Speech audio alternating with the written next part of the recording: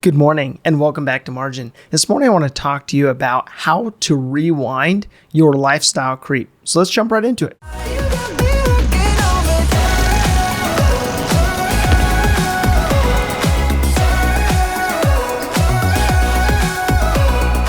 So much like debt, the lifestyle creep in life is easy to get into. It's easy to expand our lifestyle. It's easy to even expand our lifestyle beyond our means, beyond our capabilities, but it's a lot harder to rewind. It's a lot harder to reverse course and downsize after you have done that.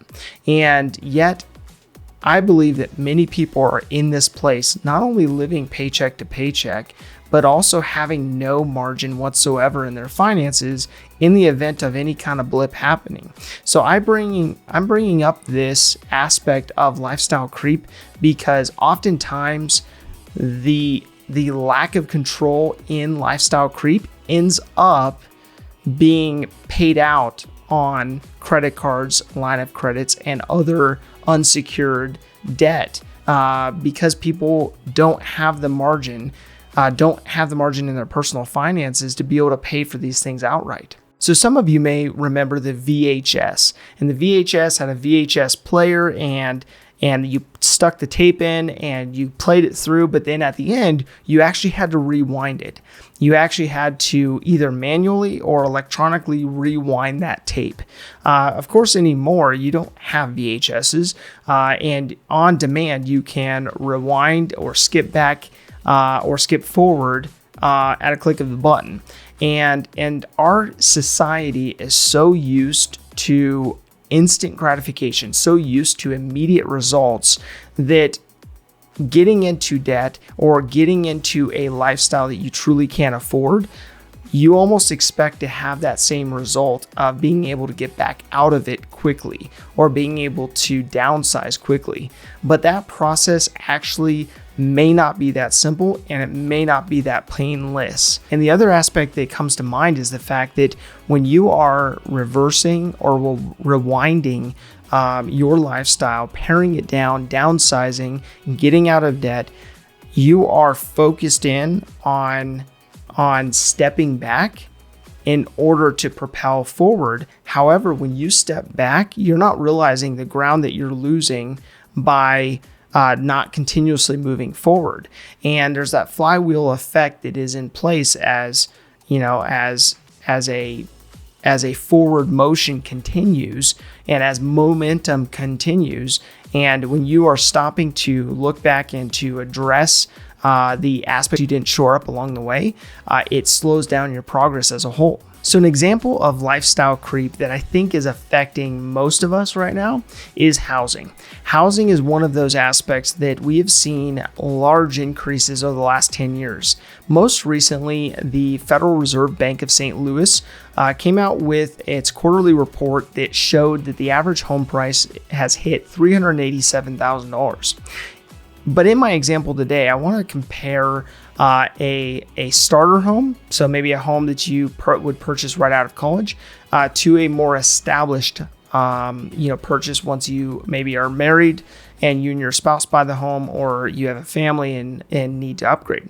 So based on that, when I want to look at two different scenarios and how you can be affected by lifestyle creep from just the housing front. So assuming that with a $225,000 house or a $375,000 house, that you are avoiding PMI, which is private mortgage insurance, which is basically protecting the lender from default, especially post recession, where many banks and institutions got hammered by reduced home sale prices and therefore many foreclosures and short sales that affected their balance sheets pretty heavily. So anyways, all that to say, both of these scenarios take out PMI, so that would require a 20% down payment on a conventional loan. Both look at a fixed 30-year mortgage conventional mortgage at 2.75%, and both factor in the insurance aspects of the homeowner's insurance, the taxes of the property taxes, as well as homeowners association fees and interest, and of course the principal payments as well. So looking at two different mortgages for these two properties, you have one that's a $225,000 house that has a mortgage just shy of $1,000. You have another property that's $375,000 that has a mortgage just shy of $1,700. So there's a $700 difference. And oftentimes many people would just look at that $700 difference and say, can we afford the $700 difference? Yes or no? And they would move on with their business. But oftentimes with that $375,000 house, you're not factoring in the increase in your property taxes. You're not factoring in the maintenance costs or the furnishings or the golf club or the lifestyle expansion from living in a certain neighborhood and the pressures you'll have from living in one neighborhood versus another. And oftentimes people will look at just the payment that would allow them to have X, but they don't look at the big picture. They don't look at upgrading that house every few years and starting that 30-year mortgage over again, and how that has a long-term effect as interest rates, possibly increase, as housing prices expectingly increase, and so on and so forth. So what ends up happening is people pummel their savings or their retirement savings. They rack up the credit cards, they take out a line of credit, or they refinance their home. They do a myriad of different things that just kick the ball down the road, and they expect that their income will grow beyond their decisions, and that could very well happen. There is no issue with planning on your expenses being surpassed by future raises. But the problem lies in the fact that if you can't afford that lifestyle, you are setting yourself up to fail. You're setting your family up to be susceptible to risk by not having margin. So typically it's a slow fade. Typically it's something that people get into a more expensive home. They upgrade their lifestyle in that way. And then it's one thing after the next that they add over a period of time. And it's not necessarily a flipping of the switch. But at the same time, what ends up happening is people live beyond their means. And then if there is some kind of blip, if there is some kind of black swan event, or if there is some kind of period of contraction in the economy, they're not prepared, and overnight their finances are untenable.